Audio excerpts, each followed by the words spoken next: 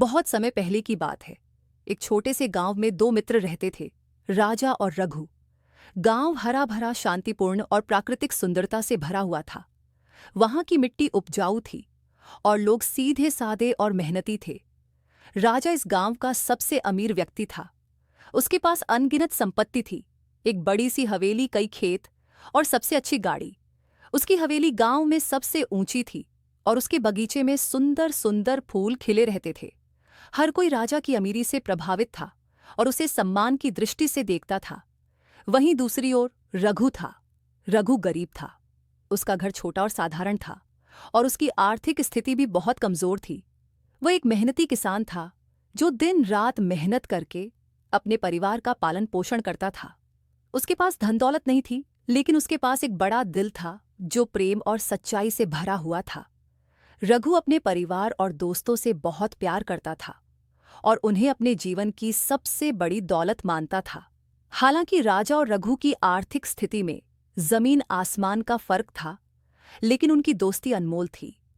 दोनों बचपन से ही गहरे दोस्त थे और एक दूसरे की हर तरह से मदद करते थे। राजा अपनी संपत्ति के कारण कभी अहंकारी नहीं हुआ और रघु अपनी गरीबी के कारण कभी निराश नहीं हुआ। वे दोनों एक दूसरे का सम्मान करते थे और उनके बीच में कोई ईर्ष्या या द्वेष नहीं था। एक दिन राजा ने सोचा कि वह अपने दोस्त रघु को अपने घर बुलाएगा और उसे अपनी नई संपत्ति दिखाएगा।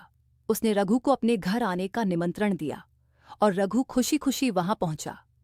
जैसे ही रघु ने राजा की हवेली देखी, वह चकित रह गया। हवेली का हर कोना सुंदरता और संपन्नता का प्रतीक था। दीवारों पर महंगे चित्र लगे थे, फर्श पर कीमती कालीन बिछे थे और चारों ओर कीमती सजावटी वस्तुएं रखी हुई थीं।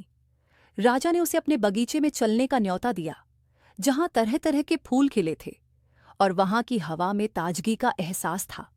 राजा ने गर्व से अपनी नई गाड़ी भी दिखाई, जो हाल ही में उसने खरीदी थी। वह गाड़ी चमचमाती हुई थी और उसकी तकनीक भी अत्याधुनिक थी।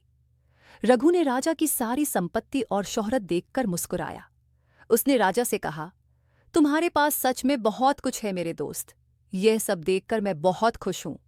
यह सुनकर राजा ने भी मुस्कुराते हुए पूछा, रघु, तुम्हारे पास क्या है जो तुम्हें इतना खुश रखता है? तुम्हारे पास तो ये सब चीजें नहीं हैं, फिर भी तुम हमेशा संतुष्ट और खुश रहते हो। रघु ने गंभीरता से जवाब दिया, मेरे पास सच्चे दोस्त और एक प्यार करने वाला परिवार है। ये सब मेरे लिए दुनिया की सबसे बड़ी दौलत है। इनकी बदौलत मैं खुश और संतुष्ट रहता हूँ। मेरे पास धन दौलत नहीं है, लेकिन मेरा दिल सच्चे प्रेम और संतोष से भरा हुआ है। राजा ने रघु के शब्दों को गंभीरता से सुना और गहराई से सोचने लगा। उसने सोचा कि उसके पास धन तो बहुत है, लेकिन फिर भी वह खुश क्यों नहीं है? क्यों उसे हमेशा कुछ और पाने की लालसा रहती है? क्यों वह कभी संतुष्ट महसूस नहीं करता? ये सवाल उसके मन में गूंजने लगे और उसने महसूस किया कि सच्ची खुशी संपत्ति में नहीं, बल्कि सच्चे रिश्तों और प्यार में होती है। राजा ने उस दिन रघु से एक महत्वपूर्ण शिक्षा ली। उसने सोचा कि अब से वह अपनी संपत्ति के पीछे भागने की बजाय अपने रिश्तों को महत्व देगा। उसने महसूस किया कि सच्ची दौलत वह होती है जो दिल से जुड़ी होती है, न कि वह जो पैसों से खरीदी जाती है। कहानी यहाँ खत्म नहीं होती, क्योंकि कुछ दिनों बाद गांव में एक भयानक आपदा, बाढ़ आ गई। बाढ़ ने गांव के कई हिस्सों को बुरी तरह से प्रभावित किया। राजा की हवेली, जो कभी उसकी संपत्ति का प्रतीक थी, बाढ़ के पानी में बह गई। उसकी गाड़ी, खेत और अन्य संपत्तियां भी बाढ़ में नष्ट हो गईं। राजा अब संपत्ति के मामले में रघु से भी गरीब हो गया था। रघु का घर भी बाढ़ से बच नहीं पाया, लेकिन उसने अपनी हिम्मत नहीं खोई। उसने अपने दोस्त राजा की मदद करने का फैसला किया, क्योंकि वह जानता था कि सच्ची दोस्ती का मतलब यही होता है। कहानी यहां समाप्त नहीं होती। आगे क्या होता है, ये जानने के लिए आपको इसका अगला भाग पढ़ना होगा। गांव में एक दिन अचानक मौसम बिगड़ने लगा। बादल घिर आए और तेज बारिश शुरू हो गई। पहले तो लोगों ने इसे सामान्य बारिश समझा, लेकिन जल्द ही स्थिति भयानक हो गई। गांव में बाढ़ आ गई, जिसने सब कुछ तहस नहस कर दिया। नदी का पानी गांव के हर कोने में फैलने लगा और लोग डर के मारे अपने घर छोड़कर सुरक्षित जगहों की ओर भागने लगे। राजा जो अपने घर में आराम से बैठा हुआ था, अचानक अपने नौकरों की चीख पुकार सुनकर बाहर आया। उसने देखा कि उसकी हवेली का निचला हिस्सा पानी में डूब चुका था। उसके कीमती सामान, गाड़ियां और बगीचे सभी पानी में बह गए। हवेली की दीवारें कमजोर हो गईं और एक एक कर टूटने लगीं। राजा का दिल डूबने लगा। उसने सोचा था कि उसकी संपत्ति उसे हर स्थिति में सुरक्षित रखेगी, लेकिन अब वह सब कुछ खो चुका था। उधर रघु का घर भी इस आपदा से बच नहीं पाया। उसका छोटा सा घर पूरी तरह से पानी में बह गया और वह और उसका परिवार असहाय हो गए। फिर भी रघु ने अपनी हिम्मत बनाए रखी। वह जानता था कि उसे इस मुश्किल घड़ी में हार मानने के बजाय अपने दोस्तों और परिवार की मदद करनी होगी। जब रघु ने सुना कि राजा की हवेली भी बाढ़ में डूब गई है, तो वह तुरंत राजा के पास गया। उसने देखा कि राजा अपनी टूट चुकी हवेली के मलबे के पास बैठा हुआ है और उसकी आंखों में आंसू हैं। राजा ने अपना सिर उठाया और रघु को देखा।